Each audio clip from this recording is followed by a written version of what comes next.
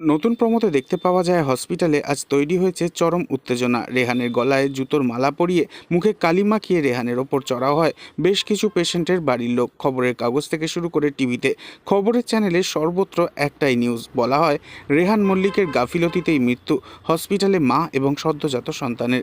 রেহানের ওপর হওয়া একের পর এক অত্যাচার দেখে আড়ালে দাঁড়িয়ে ভীষণ খুশি হয় মধু, আর বলতে থাকে আমাকে অস্বীকার করার দাম এবার তুই পাবি। ডাক্তার তো হতে পারিসনি, এবার নার্সও হতে পারবি না জীবনে। ঠিক তখনই রূপাই হসপিটালে এসে রেহানকে উত্তেজিত জনতার সামনে থেকে উদ্ধার করে। তবে বাড়িতে ফিরতেই বাড়ির লোকেরা ভীষণ ক্ষেপে যায়, আর রেহানের গালে চর পর্যন্ত পড়ে। আর বাড়ির থেকে রেহানকে বার করে দেওয়া হলে তখন রূপাই বলে ওঠে, আমি কথা দিলাম মানসী মল্লিক এবং ডক্টর মধুর ষড়যন্ত্রের হাত থেকে বাঁচিয়ে রেহানকে আমি ডাক্তার বানাবই। রূপাই নিল নতুন শপথ। তবে কিভাবে রূপাই অপরাধীদের শাস্তি দেবে আর রেহানের সম্মান রক্ষা করবে, নেক্সট আপডেট জানতে অবশ্যই সাবস্ক্রাইব করে রাখবেন। ধন্যবাদ।